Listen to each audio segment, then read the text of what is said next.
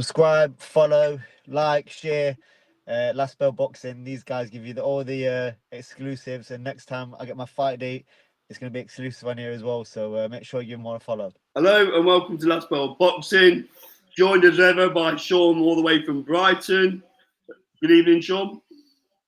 Good evening, mate. Good to be with you again. No problem. Thank you for joining. Okay, so you'll see by the caption, the topic we're going to cover on this video is Boxer and try and unearth what's happening at Boxer. I'll give a bit of an intro, Sean. It's never good when other promoters are talking about your other promoters' fighters. Eddie has gone on record as asking where the dates for Boxer, you know, what broadcast are they going to be on. There's rumours about Sauerland's going on to Sky Sports. TNT are probably looking for a promoter somewhere. Do they go to TNT? BBC have been thrown around as a possible destination for Boxer. Give us your thoughts, Sean, because he's got some names that he's built up, and he's done quite a good job with Ben Shalom, but he's in danger of losing them, especially when you've got Hamza Shiraz jokingly talking to Adam Azim about when you're out next. But that loyalty will only stretch so far, Sean, won't it? So give us your thoughts. Yeah, it will. And he seems to have gone in hiding, Ben Shalom. I don't think he's been seen or heard of for the last couple of months, really. So that's a bit strange as well. Like you, I've seen all the rumours, potentially him getting some dates with BBC iPlayer, I think, the last I saw, which obviously I don't think it's the best, unfortunately. And as you say, he's at risk of losing all of these big stars. But Sean, let's yeah, I just think BBC iPlayer are not going to give massive rights fees, are they? No, definitely not. And I can't imagine there'll be sort of people sort of queuing up on that. I mean, I know the world is more sort of app friendly now, but I don't think many people will be rushing to put on BBC iPlayer to see a boxer show for some reason. Yeah, it's just a bit of a car crash, really, isn't it? Because initially it seemed like he was going to renew his deal with Sky. So I don't know if it's a budget thing on Sky End or they're disappointed with the quality of shows he's putting on. Who knows? But yeah, it's not great. And as you say, rumours of Sauerland leaving Five to go to Sky. Probably that would be a decent shout, I would say, because he's already built up names. So people that's got Sky will obviously cross over and follow them over there. So it'd be interesting to see. Not good for Boxer. I mean, just a few names: Adam Azim, Fraser Clark, Ben Whittaker, Caroline Dubois, all commercially viable fighters to bring onto your broadcast if you're looking to, right? Yeah, and I imagine, given his rise in female boxing promoting, Mr. Paul will be eyeing up Dubois and Lauren Price, I should have thought. So yeah, it's just not very good for Ben Shalom. I don't know what his plan is. I mean, there's talk of TNT potentially looking to stay in the sport. Could that be a lifeline for him? I'm not sure. I mean, I'm sure you've seen the same, Kyle, but it's seen that the likes of Whittaker and Adam Azim were more so contracted to Sky Sports rather than Boxer. Well, Ern's gone on record as saying that Jamie TKV was due to fight Dave Allen for the British title, but by all accounts, it just, to use it, allegedly, Boxer blocked that fight from that happening, and Jamie TKV and Barry wasn't very happy about it because obviously it would have been for Jamie a life-changing amount of money to fight. So now they're possibly looking at Fraser Clark fighting Jamie TKV for the British title, but again, where are the dates? Where's his dates for broadcasters? Where's that going to happen? I feel for Tom a little bit because to watch his journey, he has grafted, hasn't he? And it is a difficult marketplace it has gone into. It done him no favours when Warren went over to the zone, did it? Because all of a sudden, the zone are a powerhouse, aren't they? In terms of, especially British boxing. So it's almost like the drawbridge has been pulled up a little bit, hasn't it? Yeah, I mean, I guess the other potential provider or TV network, should I say, that could be out there, I don't know if it will come to fruition, but there has been a few rumblings of because there were obviously Boxer and Top Rank had a partnership with Sky Sports. Yeah. From what I've seen in reports the last couple of days, is potentially those two promoters doing a deal with Amazon Prime. So I don't know if that will sort of carry over for Boxer here in the UK, but potentially that could be a decent platform for him, subscription based. Nearly everyone in the country's got Amazon Prime. So that could be another lifeline for him. I think a big challenge he's got is can he attract viewing figures with the stable he's got? That's what Amazon Prime are going to be interested in, aren't they? Just as Netflix are, just as DAZN are. So it is a blow losing that Sky Sports contract because the infrastructure's there, isn't it? The Sky Sports News following on the late Premier League kickoff at 5:30. So it's a challenge for him because if he does land on, let's say, Amazon Prime, he's got to build that audience. Yeah, and you're completely right. And I think that's where he kind of, lucky may not be the right word, but I think that helped him tremendously having Sky Sports. Because I think, say if the roles reversed were with him and Shalom, for example, and he was on Channel 5, I'm not sure the stars will be there like they are now, for example, on Adam Azim or Ben Whittaker.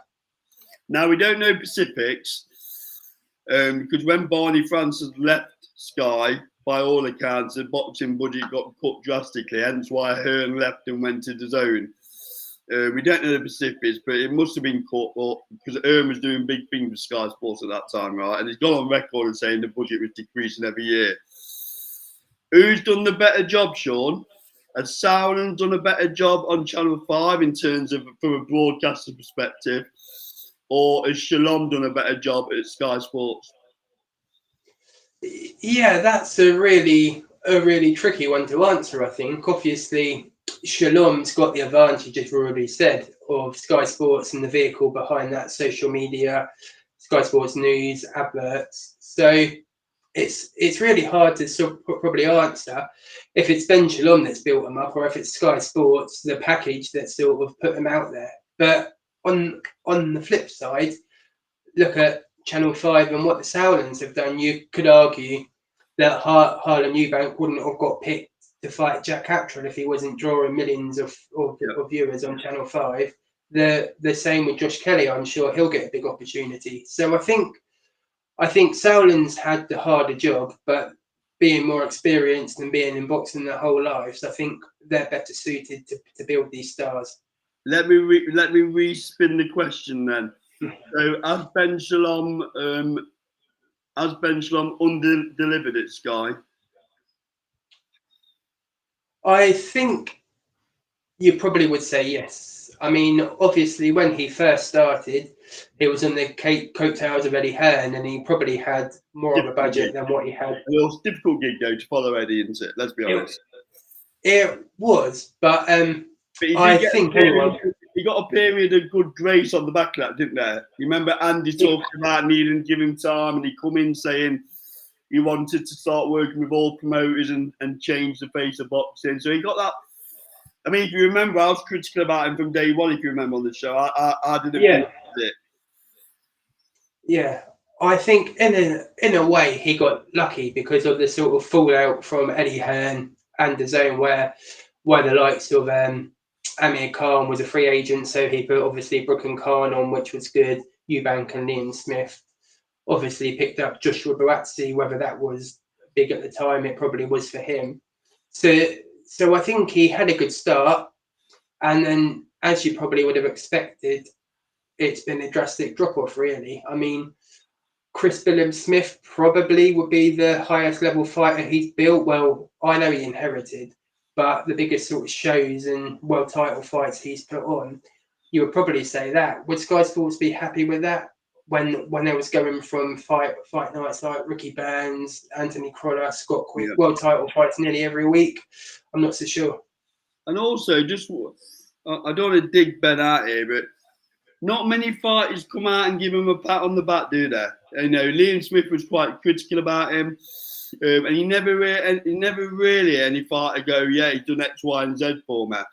Even fighters that are left Warren and Hearn, normally still have a good word to say about, you know, the job they did as a promoters. That's another worry, isn't it? Yeah, I'm not so really sure what his role is, to be honest, because sort of hearing people that work in boxing in the background that have met him and worked with him, he seems like, I mean, this is just me speculating here, but it seems like he's just a reluctant frontman, really. I don't think he gets too involved in the matchmaking or the deals.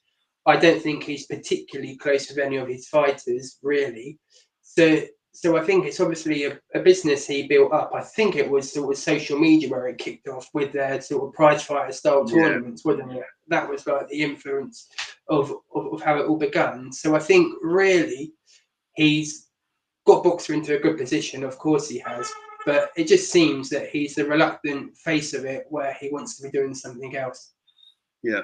So we fast forward 12 months then, Sean. Where do you expect boxers to be in terms of platform if you had to put your last pound on it? Oh, I wouldn't be surprised if they do some sort of deal with Misfits and with the Sauerlands in that regard. In a year's time, I can't see him being a conventional boxing promoter. Not with how things are going, I just can't. So I think he's more from that world, isn't he? Social media reality, that kind of environment. So I can imagine him sort of teaming up with Misfits and doing something in that if he was to stay in boxing. But just as a conventional boxing promoter, I don't think there will be much to write home about. I'm going for a presence on BBC, but nowhere else. So I think as a outlet, boxing might just slip into the ether a little bit and become similar to the way Mick Hennessy went. If you remember how he kind of suffered a few business challenges, didn't he? And then kind of concentrated on boxing management rather than the promotion side of it. So that's how I see it going. So you've heard what me and Sean think about Ben Shalom and Boxer. Agree, disagree, post your comments below, like, comment, subscribe. This has been Last Bell Boxing, proudly sponsored by SC Travel and LW Lifton's. We'll see you on the next video. Thank you very much. Cheers, Sean.